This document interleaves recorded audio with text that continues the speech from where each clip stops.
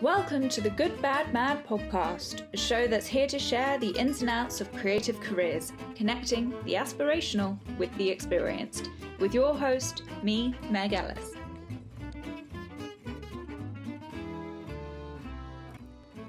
My guest for this episode is Stephane Ceretti, a visual effects supervisor for Marvel Studios. Now, this man has supervised visual effects for Doctor Strange, Guardians of the Galaxy, Ant-Man and the Wasp, Captain America, Thor Dark World, Matrix 2, Matrix 3, X-Men First Class. The list goes on. He's currently working on the Eternals, but I had to promise Disney that I wouldn't ask about it. Now that was an interesting email chain to be in. If you want to learn about visual effects, this is the man you want to learn from. But hey, if you're just even a Marvel fan, listen in. You'll love it. Hello. Hello. How are you doing? Good. Thank you for making the time. You seem to be incredibly busy at the moment. Yes. Yeah, I am. We're not trying to finish the film because we're not going out for a little while, but we're still trying to finish it. Get the bulk of the work done whilst. Yeah, exactly. Have you still got a full team out there as you normally would? Oh no, yeah, we're full on. Oh, that's great. It's good to hear that you can still. No, we've been working. I mean, it's been a year almost in post-production. Yeah. Yeah, it's long. This one is a long one. Well, I tell you what, it's astonishing that no one knows anything about it yet. I mean, I know they're top notch on security. But I mean, no one even knows anything about this one. No, we haven't even shown any images, any official stuff, nothing. Are you excited for when people can? Do you get excited for that moment? Yeah, absolutely. I can't wait for a trailer to be released or something so that we can start getting a bit of excitement about it. I mean, I think people are excited. They showed something a long time ago at, I think in Brazil, in a Comic-Con in Brazil, while we were still shooting, and they showed like a reel, like a 1 minute reel of some footage that we had done, and the reaction was pretty cool. But that has not been released either. Nobody outside of that room have seen it. So. No. Do you always go to like the big Disney conventions and stuff? No, I rarely go. I really don't have time. I'm usually working, or I've been once to the Comic-Con to all age. It's absolutely insane. I've been lucky enough to be able to get in, and that was the year we were showing a little bit of Ant-Man and the Wasp, and that was the year where they showed the first stuff for, I think, Infinity Wars, it was, right? Yeah, it was. They were showing a little bit of Infinity Wars. We were shooting Ant-Man and just showing a little bit of something. And then we actually were not shooting Ant-Man yet. We were about to start shooting. And then and they showed like a teaser for Infinity Wars, and the all age went completely nuts. And they showed Black Panther, and it was a good Comic-Con. It was really cool. I mean, I won't lie to you. I'm a huge Marvel fan, so I'm very excited to get to talk to you. Is it scary having all this kind of pressure and secrets and knowledge that this huge population of people just want to pick your brain all the time and go, tell us everything?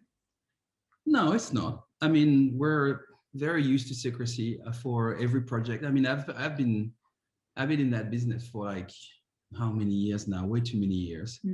Almost actually 25 years, and it's always been pretty secret. Like when I worked on I remember the first movie I've done, which was Batman and Robin, believe it or not, I did that back in France, in Paris. And I mean, it was all secret. The first thing we were told is like, you can't tell it, the company, the visual effects studio I was working for at the time, the first thing they told us, you can't tell anybody we're working on this movie.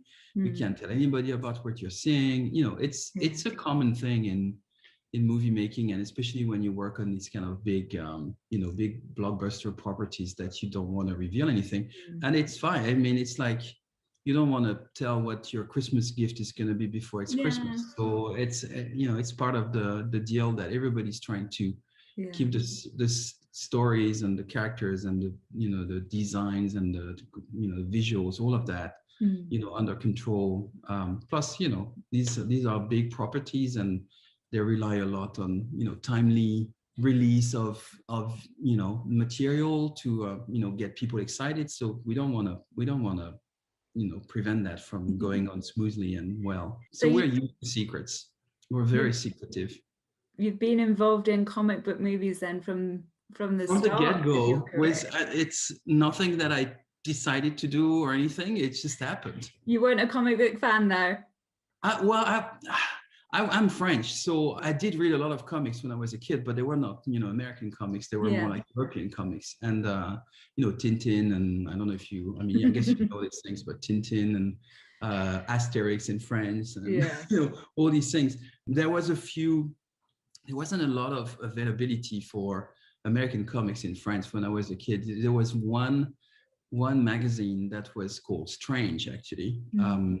That was kind of a mishmash of different stuff from Marvel all put together, and not very well put together, actually. There was no continuity, there was no stories. It was just, they were just grabbing stuff and putting them in a magazine, and people were buying it.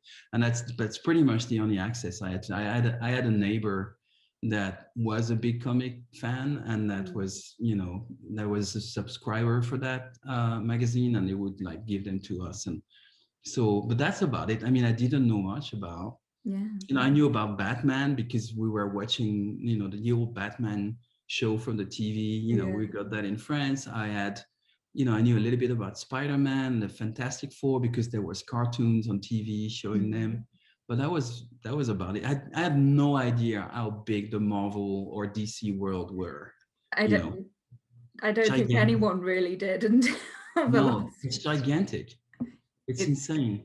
The amount of characters. How big it's got, and it is expanded beyond its kind of original formats as well. Yeah, and moving to America and to England and then to America, but mostly in America, the amount of people that have so much love and knowledge for all these characters, people that I know Tintin, I know all the Tintin, but it's like, I don't know how many comics there is, like 30, but some people here in America, there's like, I don't know how many comics have been released, and they have a full knowledge of all the characters and their interaction and what one has done with the other. I mean, it's crazy how much this is important in American culture. I had no idea, literally. So you weren't necessarily a Marvel fan when you started, but you knew you wanted to go into VFX. Yes, yeah. And that's mostly, initially, it came from, watching Star Wars when I was a kid. I know I've seen the first Star Wars in the theater. It was in 1977, I think. I was like 4 years old. I don't remember any of it. I remember when I saw The Empire Strikes Back, that I remember that day very precisely, that evening very precisely. And I always remember, like, I watched it and I was like, how did they do that? That's such a cool film, and there's so many worlds and so many things and characters and crazy stuff and, spaceships. And I was like, this is so cool. I want to know how that's done.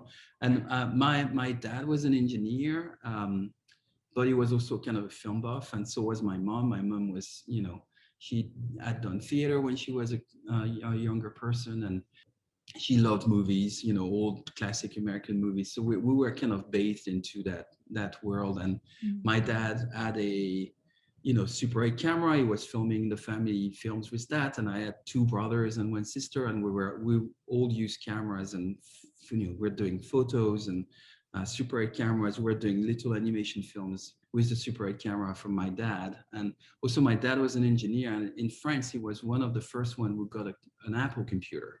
Oh, wow. So to do his calculation for his engineering stuff. But we had one at home. And so I was kind of into that world of like, okay, movies, technology, computers, nerd. Yeah. And movies, watching movies. I remember watching movies, every Friday night there was the Cine Club on TV where there was all these old films in English, American films, subtitled, which was not the norm. Usually in France, movies are dubbed, but the Friday night for the Cine Club, they had all these old movies. And I was watching that with my mom. I was a pretty bad kid. I was staying, I wouldn't sleep very early. I would sleep very late. So I would stay and watch movies in English with my mom. My mom was Canadian, so she was speaking English as well. So yeah, that created all that kind of like these conditions to make me interested by that world. Definitely. Were you quite artistic as well? I was a little bit of both. I was artistic and very scientific. Actually, my baccalaureate in French was scientific, and I went to an engineering school, which I totally failed.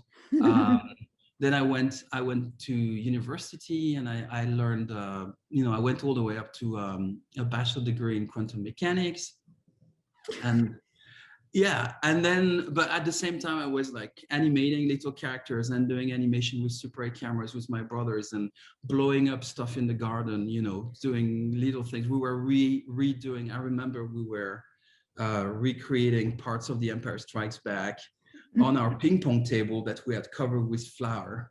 And we had these kind of little, robots kind of moving around and blowing up stuff. I mean, oh my goodness, the snow. Yeah, the one with 4 legs and all that stuff. I mean, it was just crazy. We were just crazy kids during the summer and spending our time creating havoc in the house. But that's how we were. No, it sounds amazing. Yeah. So you went to university for something completely different. Completely different, because I was a big science buff as well. I love science and I love arts as well. I love pictures and painting and all that stuff. So and actually, when you think about it, visual effects is really the conjunction of science and art. So is, to some degree, all of movie making is that too. Science and arts and the art of storytelling and the visual storytelling. So it's all kind of related and working together. I mean, even nowadays, when I look at images and I look at simulations that we're doing and how we can recreate the real world and all these things, my knowledge in science is kind of helping me understand where I want, how I want things to work and how we can twist them to work the way we want them to work. But I think visual effects are really the combination of arts and science at the highest level. When did you get your first taste of it? Of visual effects? It's, at the time, it was mostly animation. I was playing video games. I was a big video game player too. And the city where I was, Lyon in France, was actually a city where there was a lot of little visual effects, not visual effects, but game studios. There was a company called Infogram that was, born in Lyon. That was a big game studio and still is to this date. And there was a lot of little studios around that were doing visuals for that company, building assets or building animation or stuff like that. And I was at home. I mean, I had been on my Apple II first, and then I had an Atari computer, and then I had a PC. And all through that, I had been doing little animations on my computers, very rudimentary at the beginning on the Apple II. But then the more the computers, progressed, the more I could do stuff. So I was starting to do actual CG animation on my computer in the 92, 93 on my PC at home. Very little characters just doing things, and it took hours to render one frame. At the time, you had to be extremely patient. So I always did a little bit of animation at home, and then I kept on doing this while I was doing my science stuff. And then finally, but I got bored with science a little bit. I was like, this is not for me.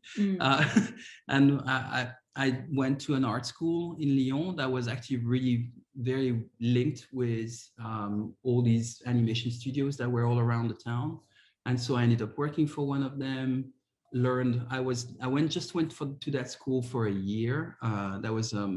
They kind of did a special thing for me. because it was like a 4-year school, but they just took me for the last year because I had already done so much animation at home. Yeah. When they saw what I had done, they were like, okay, well, you're going to do just the last year. You already know a lot about 3D and all that stuff. So we're going to do a special thing for you where you're going to do the last year, which is the 3D year. But actually, we're going to open for you all the lessons for the previous year. So you can go around the different, you can go around storyboard and draw painting, drawing, sculpture, all that. They kind of did something special for me, which was amazing. really cool from them. And then after 1 year, I worked a little bit for that game company in Lyon, and they told me, Steph, you're not meant to do games. You should really do animation or movies or stuff like that. So I was lucky enough to send some tapes to a few companies in Paris. There was like 2-3 good visual effects companies in Paris at the time that were opened. Not a lot, but I was lucky to just be there and be available and get out of school at the time where they needed people. So I applied to a few jobs there, and then I got a job at a company called Buff Company in Paris, which is still a very good visual effects company nowadays. And they just got that job on Batman and Robin. So they needed people. So they saw my reel, I did a reel, and then they said, oh, just come in and you'll start working at night because we don't have enough computers to it was really hard at the time. Computers were extremely expensive. The computers that could do this kind of stuff were extremely expensive. They were not normal PCs. They were called Silicon Graphics, and they costed a lot of money.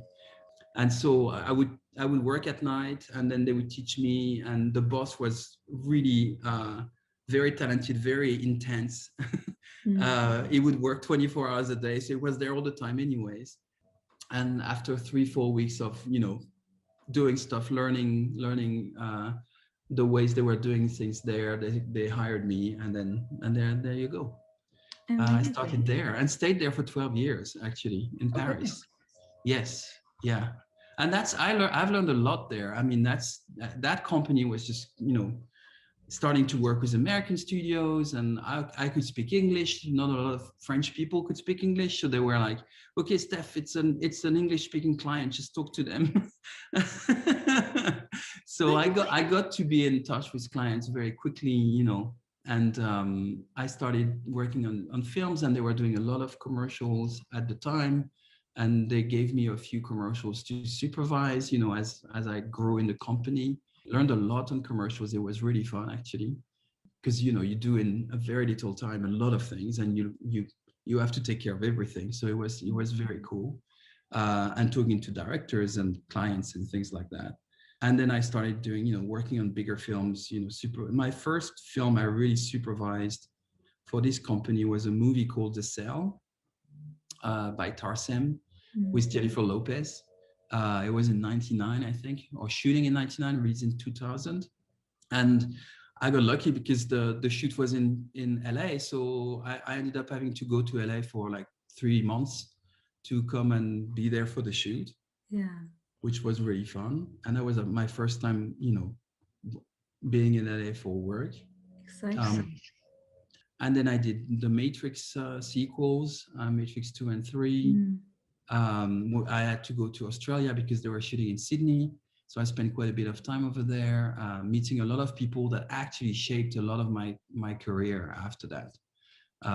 Because there's a lot of people that were on Matrix 2 and 3 that I ended up working with, later. And some of them actually work at Marvel now, and were the people that got me into Marvel. That got me, some other of them, got me in touch with Chris Nolan, and that's how I ended up doing Batman Begins and The Prestige with him. It's just the people you meet throughout your career that just suddenly you meet people you're like-minded, and you share a lot with them, and then you grow with these people that are growing as well. So yeah, and then I in 2008 I moved to London. I quit that company in Paris. I thought like maybe it's time to just make the leap and go on the other side of the channel. there was a lot going on in London in terms of visual effects. It became a huge center of visual effects because a lot of big American production moved to London to shoot their, the Harry Potter films, and Warner Brothers were shooting a lot of films there and putting a lot of post-production work in London. So all these visual effects companies in London really grew their knowledge, and a lot of people from all over Europe came to London to work for these companies. So a company called MPC, the moving picture company, offered me a supervisor job there. I stayed there for a couple of years, worked on Prince of Persia, and then Method, which is another VFX company, and I knew the head of Method, asked me to join them to create the company in London. They were in LA, but they wanted to open an office in London.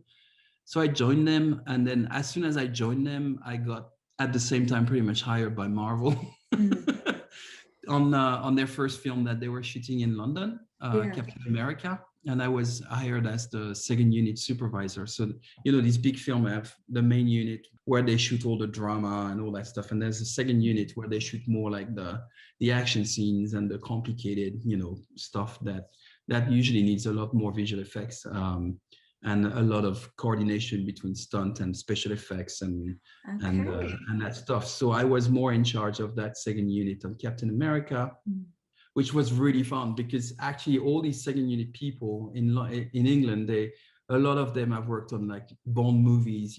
They do all these action scenes on the Bond movies, so they all have like incredible stories about oh my god, I remember when we landed that plane on that cliff this just insane stories, and they're incredibly talented professional camera people and stunts, and they all know each other. They've worked forever together, and they're so efficient and brilliant.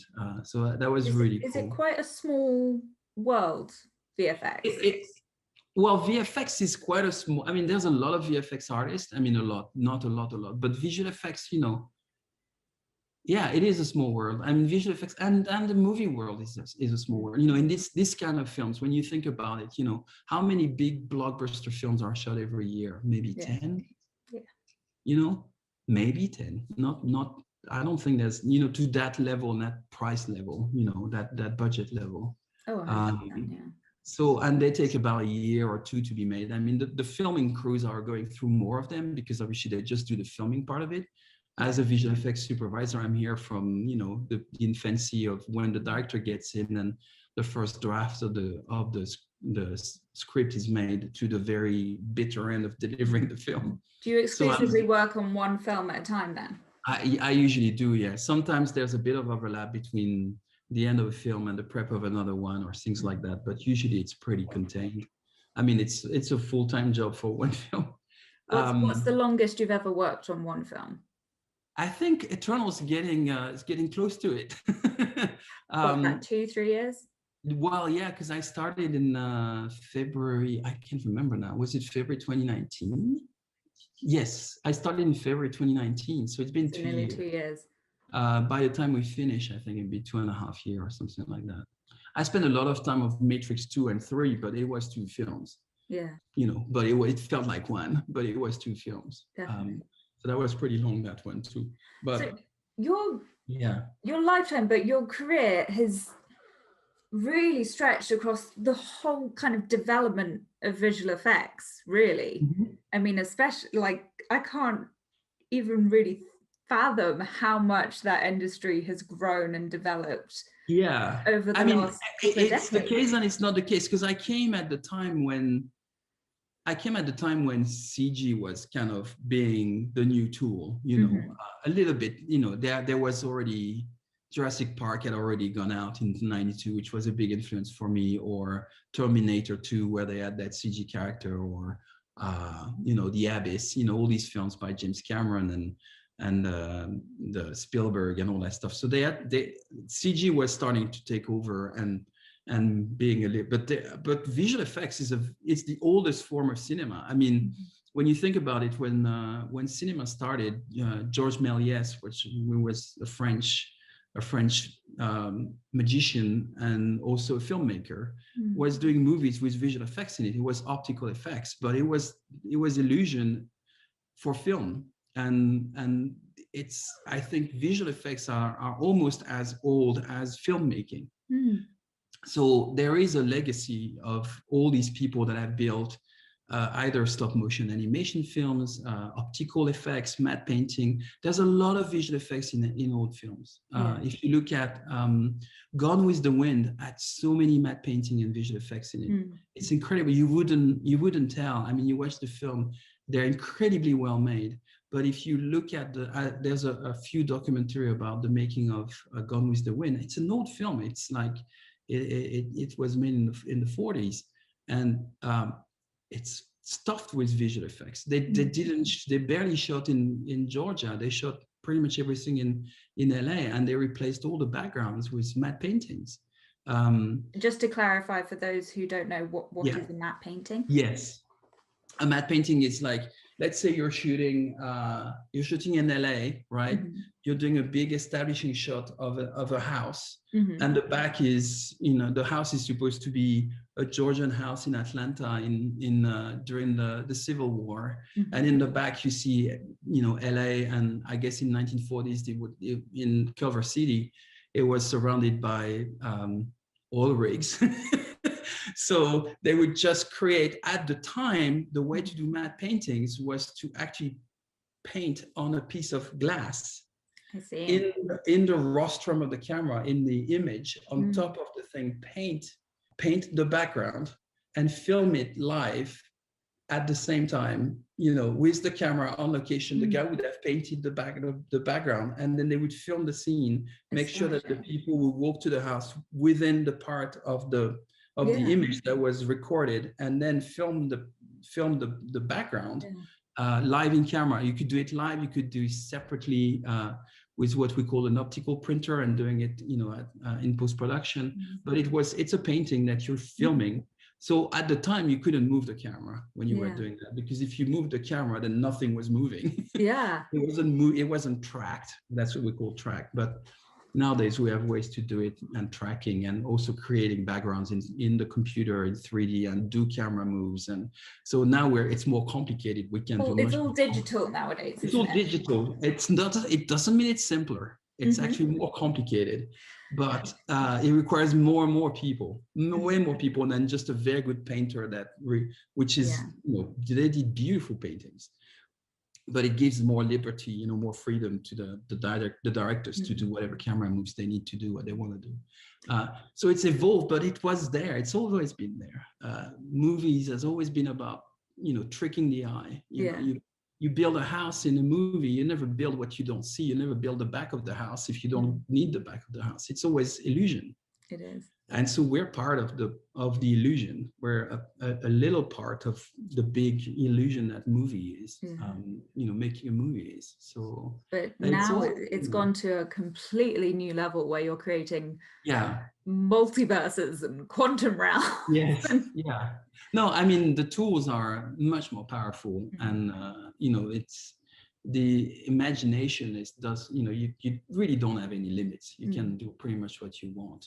Should you do everything you want? No, you should just think about making it work for the story, but you can do pretty much anything as long as you have the time or the money or the people, or it's all about that. Visual effects is, I'm guessing, quite a blanket term for lots of different things. Can you kind of break down the little sections that kind of build up visual effects? There's so many things. I mean, when you think about it, a visual effects department and the visual effects, vendors, studios, animation studios, they're a reflection in the digital world of what the real world is. So we have people that create, that do creatures, right? They like they used to be animatronic people, or they still are animatronic people. We have people that are specialized in creature work, right, and animating these creatures. We have people that are specialized in makeup. We do digital makeup, so it's makeup department, but it's digital. We have people that are specialized in set extensions, or building, extending a house, or making a planet, or that stuff. So that's the art department, and the production design, and the construction department. We have people that are specialized in adding cloth to people flying with a cape or a cloak. So we need people that are specialized in garments and specialized in the simulation and the physics of how to recreate that in the computer. We have people that are specialized in lighting, because we need to recreate the lighting from the set, but sometimes we need to also change the lighting. So we have people that are just lighters. So they're like the DP or the gaffers. So they're specialized in knowing how the light works. And we have people that are specialized in what we call shading, which is creating, once you build a digital asset, you need to give it a paint, explain how the paint works, how the paint reacts to light. Is it so all these people are painters, like you have painters on the set. Well, we have digital painters that paint material or they build material. So we recreate the world, and every step of the way we have the same departments in our world as we have on set, building the set and building the costume and hair. We have people specialized in digital hair. And they need to be able to groom the hair the right way to make it match to the real person, but they also need to know how to simulate it, how the hair is going to move when the head's going to move, so it's everything. We rebuild everything, and everything needs a very specialized person to do it right. Yeah. So that's what we deal with on every level.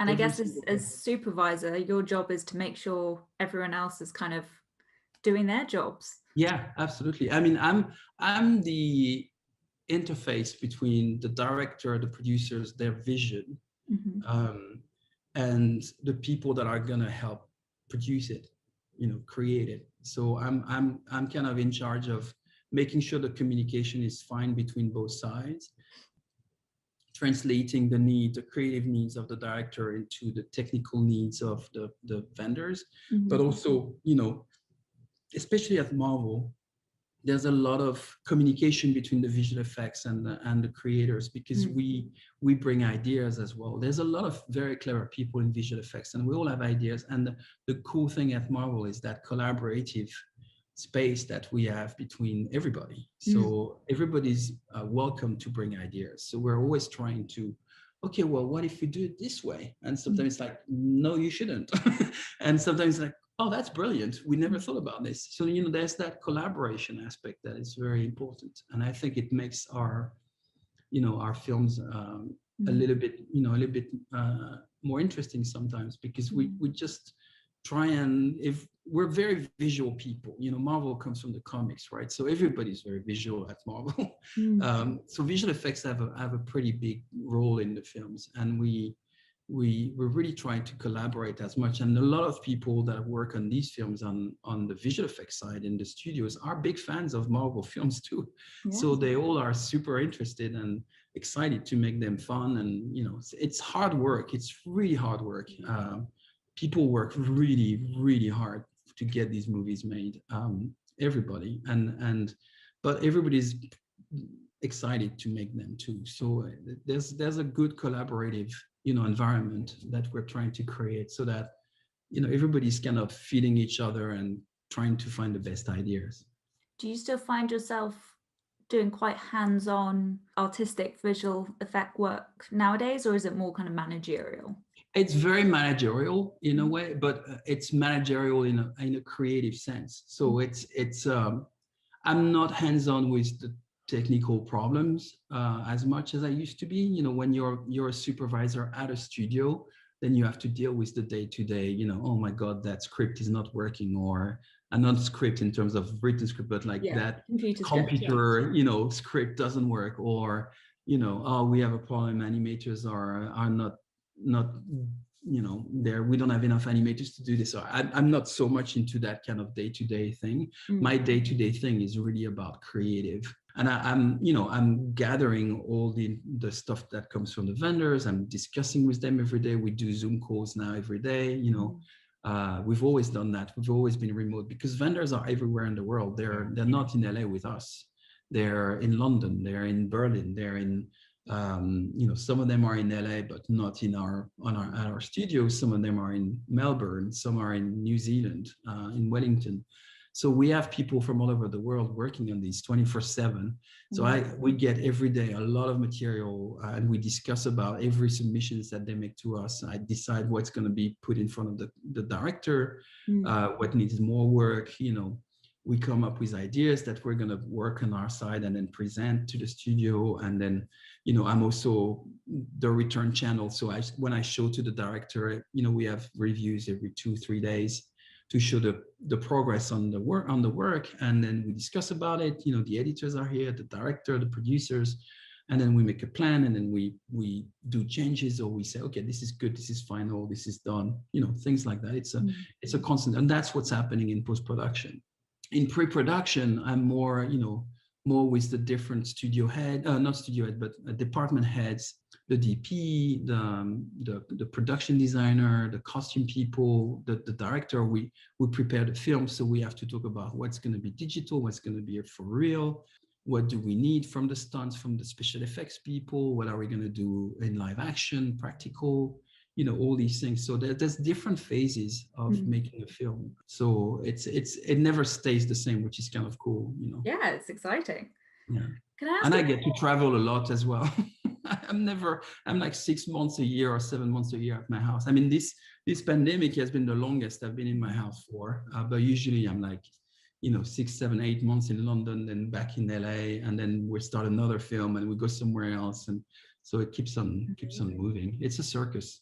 Can I ask about the live action elements? Mm-hmm. So how do you decide, I guess in pre-production, you've got the script. How do you decide what bits you need filmed in the flesh versus bits that you can kind of make up later? Yeah, well, there's a lot of different things. I mean, it also depends on the director you work with, because some directors are more into, okay, I want to shoot more live action. Or I want to get that explosion in camera, or I want to get, Sorry, my dog's decided to join us. Hi, dog. Hi, doggy. What's his name? All of them have decided to join. All of them. See, they're interested by that talk. That's all fine. So we collectively decide, what is achievable first. And sometimes what is achievable is limited by either your budget, the time you have to film it, the appetite from the director to do it live or not, where you are going to shoot. If you want to shoot an explosion in the middle of London, you might have trouble shooting it. Yeah. Because they might not like that. There's so many factors that come into, redressing the set. For example, are you going to blow up that set? But the schedule is that the next day you have to shoot that set with an actor that's not available on the day you're shooting the explosion. Right. And you need to have that set not blown up the next day, but you can't rebuild it once it's blown up. So how do you do that? There's so many factors that come into these decisions. Yeah. That it's a really big puzzle. Usually there's simple answers, right? You have Rocket and Groot. You're not going to shoot these guys for real. Yeah. This is a given. But there's other things that are on the edge of like, okay, we could do that physically, but would it be the best use of our time? Maybe not. And we can do it digitally. Or second unit's going to pick it up a few days later and they're going to blow that up. But there might be some little things we need to tweak or help with, because continuity is not going to work, because we'll have shot something and then suddenly the explosion needs to happen in another place or whatever. There's so many things that come into that. But I'm assuming if the choice comes down to simply live action or visual effects, you would choose the live action, because that's usually, personally, I try to always get something shot in camera. Like there was, on Guardians of the Galaxy, for example, there's that scene in the prison, right, in the kiln. And there was a lot of questions about how much of this do we need to build, how much of that set, because that was a very big set and a very complex one to build. So, obviously the question comes from the producers, do we have to build that much? And then you look at the scenes, and then you're looking at the blocking, and we had James Gunn was very, very brilliant at telling us exactly what he needed, because he had in his mind, he had a very clear idea of what the scene should be. And he does a lot of little drawings, storyboards, and then we do a lot of pre-visualization before we start shooting. We create an animated version of the film. Right.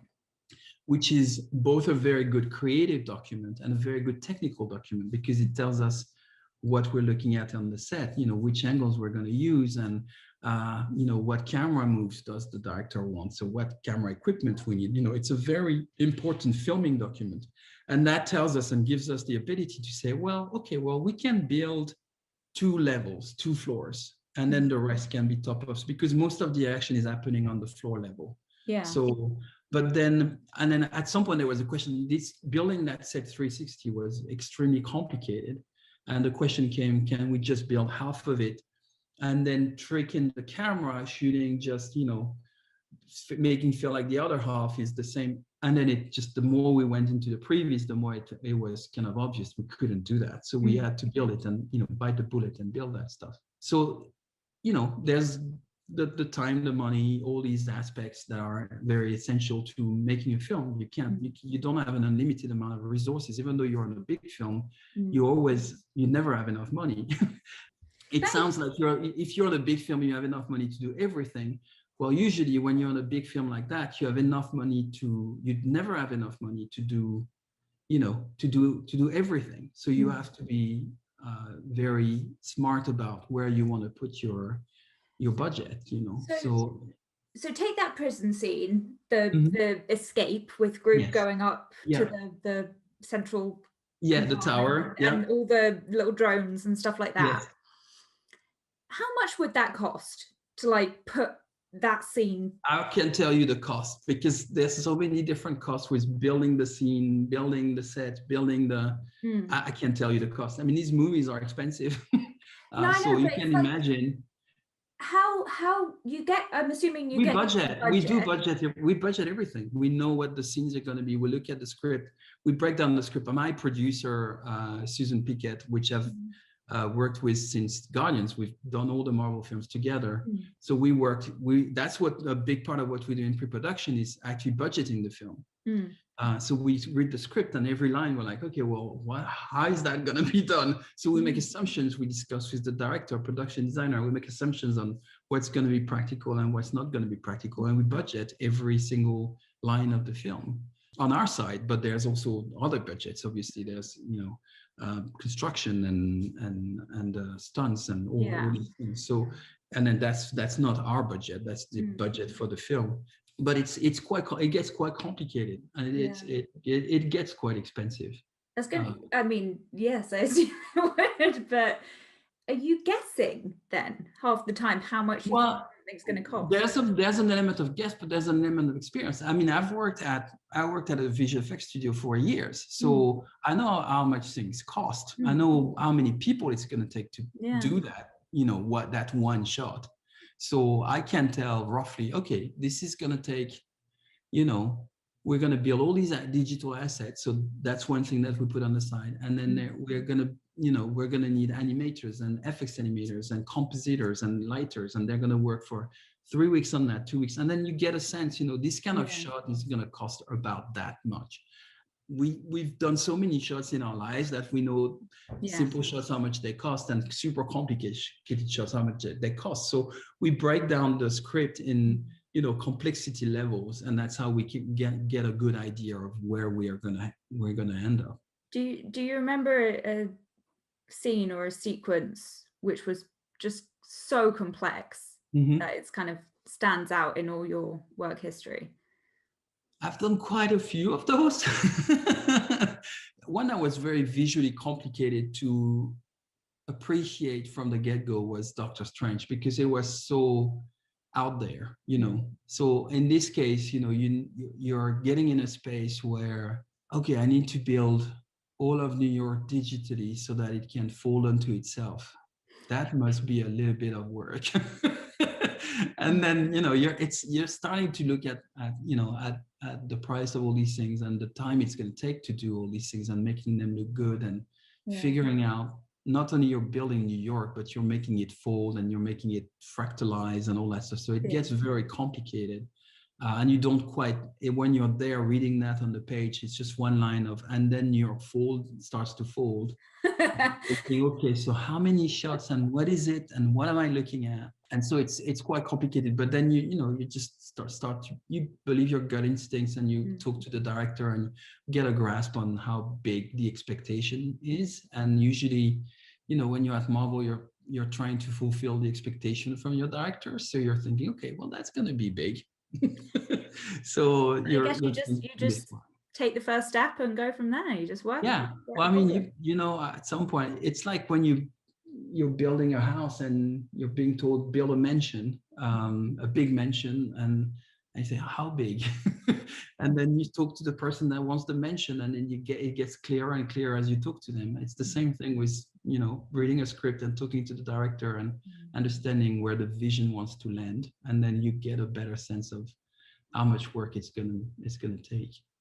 What's your role when it comes to being on set then? I'm always on set, and I'm like sitting usually next to the director. So I spend on Marvel film, I spend my day on set when we shoot, and I'm there consulting with the director all the time because there's so many things that need us. So I'm here and answering questions and coming up with ideas, and we talk to the DP and the camera crew on framing. What are we going to see here, Stef? We're in front of a blue screen. Well, we're going to see this, and I've got my little drawings, concept or previews that I can show them and tell them, if you go on an 18 mil lens, then this is what you're going to see. If you go on a 25, you're going to see less. This is what you're going to see. Things like that. I talk to the actors to explain to them, when they have powers, what these powers are going to look like. Show them when they're talking to Rocket and Groot. I tell them, well, you have to look here. This is your eye line, and things like that. So I'm always there to try and help as much as possible, making sure that the actors are comfortable, and the director are comfortable with what we're going to do later. Are you ever tempted to mess with the actors? Mess? What does that mean? As in, you have so much power as this person who's gonna make it look good at a later date. Like, you can make do so many weird stuff. I know, but I actually rely a lot on the actors to sell what we do. Yeah. Because if they don't believe in what we do, then how the actors are the conduit for the audience to experience what they see, right? So if you spend the time with the actor, all the actors, and explaining them as clearly as possible. I mean, on Doctor Strange, it's not super clear when you try to explain, but that's why we have previews again. We have previews to show them you're seeing New York fold in front of you, and this is a very rudimentary version of what it's going to look like, and they get it, and they work as an actor is to imagine that they're looking at that, and it's very important for me, because the better they are reacting to what we're going to do later, the better the effect is actually. So it's very important for the director to direct them in this, and me to be there to help that conversation. Say you're chatting with an actor, say Doctor Strange and his circles of light power thing. What do you call those? The portals. When they open the portals. Those things. Yeah. Are you explaining to them this is how it works? Like, you're physically drawing the circle. For example, for the portals, what we had done, like in prep, we had, what we do very often, we had just shot one of our guys doing the moves and then added the portal to it so that the actor could see, oh, okay, this is what's going on. It's happening that far away from me. This is the light and the particles, and the guy's done that motion like that. We played around with the motion. We also did tests for when they create the stuff like that. I remember Tilda Swinton, we did a test with a guy doing, when she's explaining to Strange the magic and she's creating all these beautiful mandalas in front of her. We had actually done a version of that with someone else, and I showed her the day we shot it. I said, this is what it's going to look like. Right. It wasn't finished, but this is roughly what it's going to look like. There's particles, pouring out of these lines of energy. It looks like a mandala, and we have interactive light on set to, light them with that, all that stuff. We have cues that the first AD and the director give them for when the light's going to come up and what's going to happen. So she had all that stuff, and we had worked with a specialist of this kind of motion and everything. So they had trained before we shoot. Obviously, they had trained with kind of the way they can use their hands to create lines. So everything was as prepared as possible. Obviously, they still have to play with their imagination, but we're here to support their work, their acting talent with as much material we can show them to help them create that illusion. So it's so crucial that you're building this universe and the rules of this universe beforehand. That's what in prep we spend some fair amount of time trying to figure out what these things are. Sometimes it's more successful than others. Sometimes we're more prepped than others, but depends on how much time we have in prep. We were very, very well prepped for Doctor Strange because the movie, the shooting got pushed 5 months to wait for Benedict's availability. He wasn't available at the time we were initially supposed to start shooting. And then, so they pushed the shoot 6 months, 5 or 6 months. So we had which was totally necessary because it was such a complicated film. So that was brilliant that we got to get more time in prep to actually figure out what the universe would be at that point. It killed us a little bit in post because we got less time in post, but we got to get it done anyways. Do you have a favorite project that you've worked on? I got films that I really proud of. It's every time someone asks me that question, it's not the first time. I say I cannot choose amongst my children. That's true. But there's I'm very proud of. Every project is different, right? Even though I do a lot of comic book movies, they're all very different actually. When you think about Guardians of the Galaxy or Doctor Strange or Ant-Man and now Eternals, they're all different type of films. They're all put in the category of they're all comic book movies, but the truth is they're not at all the same. No, they're very different. So they all have something, and they all have something special. There's movies where I really enjoy working with the director or the actors, or I learned a lot about. I like learning, so I like learning from the people I work with. And every director is different, so you learn to understand their psyche. So it's a big part of it for me. And also The Prestige, I really liked working on The Prestige because I think it's a beautiful movie. There's not a lot of visual effects in it, but I think it's an amazing movie. I love working on Guardians of the Galaxy because it was really fun. Very complicated and very hard to do, but very fun. Good group of people. Doctor Strange was so weird. I loved it because visually it was so interesting. It was so out there. Ant-Man and the Wasp, I actually really like working on it because it was such a great crew, amazing people. I mean, most of the crews on Marvel film are really good people, but there was a sense of really family on Ant-Man and the Wasp because Peyton Reed is such a great director with his actors, and it was the second one. It was such a good group of people, and working with Michael Douglas and Michelle Pfeiffer, it's like, oh my god, these people are like movie gods. And they're amazingly nice people. So I love working on a movie, not Marvel, Cloud Atlas, because it was with the Wachowski, which I had already worked with them on Matrix 2 and 3 and did a little bit of work for them on Speed Racer. Amazing group of people, amazing, super nice people, and super creative. And also the German crew on Tom Tykwer, which was the other director on Cloud Atlas.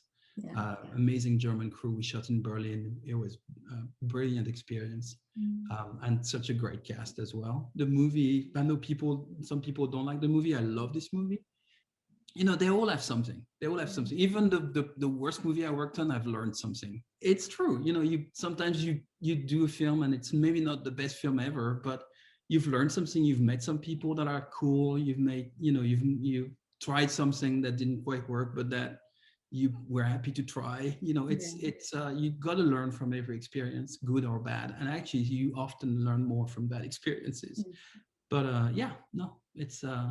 Talking of learning, though, I know there's a lot of kind of research and development that goes on Yes. during these films, you know, it's like, oh, we don't know how to make that, someone figure it out. Yeah. How are you constantly thinking about the next steps in VFX, like the next big thing? Well, yeah, I mean, you got to be aware of what's happening, and not just what's happening on the films that are being made, but what's happening in R&D. You know, there's a lot of people that do computer graphics R&D. You know, like the thing that people talk a lot about right now is like deep fakes and things like that. And it's been deep fakes. You know, people changing the face of someone. Wow. Yeah, I don't know if you've seen that. You should look at on YouTube and look for deep fakes, and they're people using artificial intelligence to replace the face of someone with someone else, and or use a lot more artificial intelligence and computer machine learning to do visual effects, and there's a lot of that going on right now. What could that kind of technology be well, for example, you have actors doing stunts and they're not doing stunts because they can't do it's too dangerous, and you want to replace the face. You used to replace the face using 2D methods that are sometimes imperfect, or CG face that are getting better but are not totally perfect yet. And now you can use computer, machine learning and artificial intelligence to actually do that process, and it gives extremely good results. And it's kind of automated to some degree, not completely yet, but it is. There's a lot of stuff like that. There's, like stuff we've done, Ant-Man and the Wasp, we've made people older, for example, or younger. And this is a very painstaking process done in 2D by hand. And actually, you can feed the algorithm with images of Michael Douglas in his movies when he was 40 years old. You would feed that to the computer and tell, this is the guy I want that guy to look like, and it will do it for you. That's astonishing. Yeah, so there's a lot of stuff like that that's going on. There's also a lot of virtual production stuff that's going on. The Mandalorian TV show is now using game engines to create backgrounds in real time as you shoot. So you don't use a blue screen anymore. You actually shoot within what we call a volume, and the camera moves, and all the CG environment actually moves or recreates the perspective based on the camera move. It's very complex and complicated.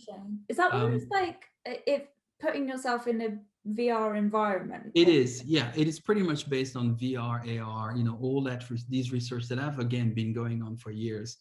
And now that starts to go into production. And there's more and more of that. So there's a lot of things that are boiling, ideas that are boiling everywhere in the world. Some of them at visual effects studios, some of them, more like universities doing computer graphics research. So you have to be aware of all these things so you can think about, okay, there's that piece of technology that happens here. These people might not think about how we're going to use it, but there might be a way we can use it that they haven't thought about, that we can, so you always kind of need to be aware of what's going on. But at the same time, I'm a visual effects. I love tech. I'm a big geek, but I will never try to force a technology into a story. So that's the thing that and also you have to be careful about when you're bringing a technology on a film set. You have to be careful about, is it going to work first? And secondly, is it going to make it better, faster, cheaper, or more efficient? So you have to think about, there's a trade-off to using tech in places, and my take on it is that I don't want to stop the flow of the shoot. I don't want visual effects to prevent the director from making his day happen, or making the actors uncomfortable with something, and then getting in the way of making, what is movie making work. So I'm very precious about that. I'm very okay, is this really gonna make it better for everybody? If it just makes it better for me, I can cope with that. But if it's making it better for me but less good for everybody else, I don't want to do that, because I don't want us to be the people that make it hell for everybody else. So I will bring technology on set only if it makes it better. for everybody. So I guess people really have to place their trust in you. well, I mean, I'm not the only one. There's a lot of people involved. Yeah, no, but I mean, yeah, I mean, yes, yeah. I mean, it's a stressful job. It is a stressful job. Yeah. And you have no room for, you know, at the end, we're the last man standing on these films, because everybody else gone by the time we deliver our shots. We're just there, and this is it. This is what you're putting in your film now. Yeah. So we have to we're there at the end, looking at the director and telling him, this is what's going in your film. You're happy with it, right? I mean, it's true. It is true. You know, if there's if suddenly they're thinking, okay, well, that set that we built, I like it, but I wish it was. And then we are the people that are making the wish it was being real. So we have to deliver. Magicians. Well, we try. No, we don't succeed always, but we try at least. Are you quite critical of your own work? Well, you have to be, yeah. But there's always, you know, again, it's everything in life needs to be balanced, right? You have the amount of time you have, the amount of money you have, the quality you want to achieve, and it's that triangle, and then you need to balance it. So sometimes the release date is coming and you have to let it go, and it's the same for everybody, you know. We always wish we had more time, but we don't. And sometimes you have too much time, and you start noodling, and is it the right thing to do, or it's fine, you know. Well, why do you want to do more to this? It's already great. So it's that balance you need to find. Do you ever put any like secret little Easter eggs? Easter eggs? Yeah. Sometimes we're asked to put Easter eggs in the shots. There's one thing I do, which is I've been able to do it since I've been at Marvel. Every movie I've supervised at Marvel, I am in the movie somewhere. Yes. Guardians, where are you in Guardians? In Guardians, I'm an hologram on the table in the prison. In Doctor Strange, I'm running in the streets of New York. Wow. In the back, some behind Strange and and Mordo. In Doctor Strange, no, in Ant-Man and the Wasp, there's that scene where, you know, the pigeons. I don't know if you've seen it. The pigeon scene, you know, when they're in that little car and there's the pigeons, and there's a big truck, you know, like a dump truck coming, and there's someone walking in the back and trying to open the corner shop. That's me. And I have my Doctor Strange hoodie, so you can see the mandalas of Doctor Strange on my back while I'm trying to open the shop. I love it. Do you just go to the director? Can I just get in this one? They usually we usually try to do a cameo. Sometimes. I think that's brilliant.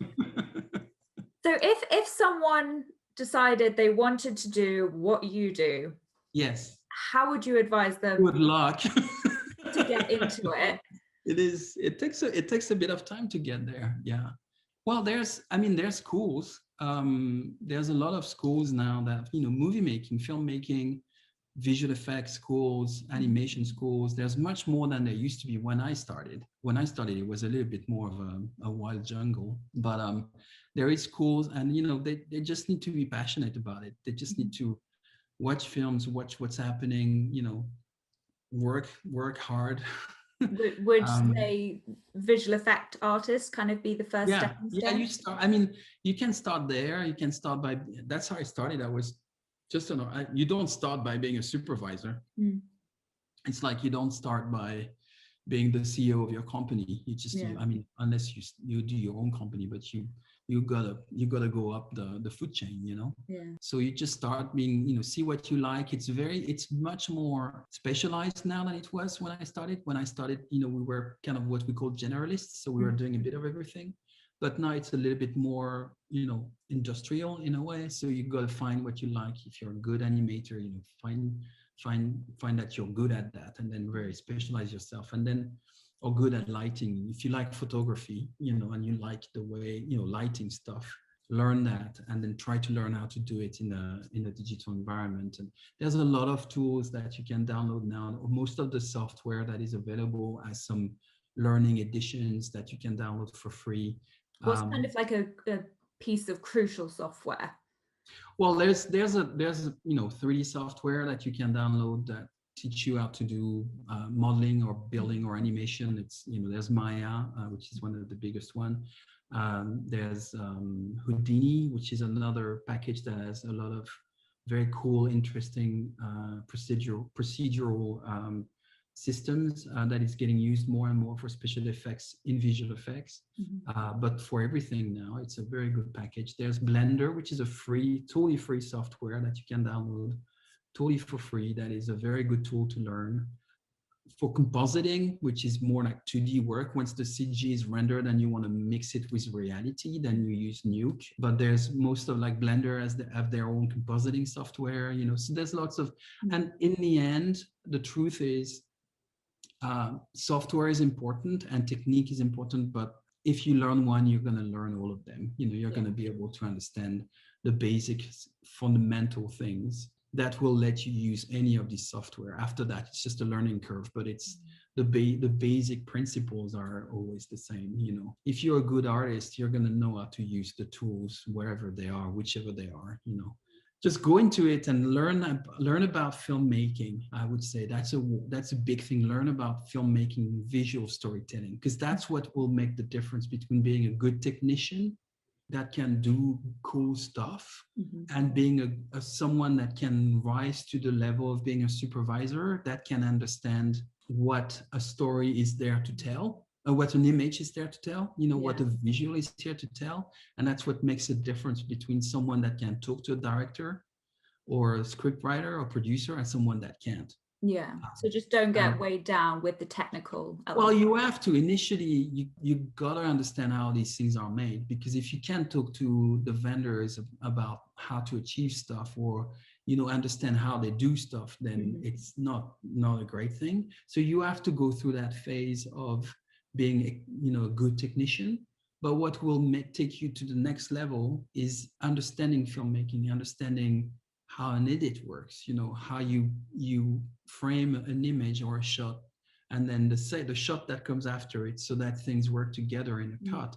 You need to understand composition, lighting, all these things that are element of storytelling and how they're used for storytelling. So watch a lot of movies, document yourself about how movies are made, how people think about how they construct a sequence, things like that are important, because if you don't have that level of knowledge when you talk to a director, you're not going to understand what they want, why they're using a certain lens or a certain camera move, or why they're composing their shots a certain way, because they want to tell the story this way, or they want to intensify the emotion at that point.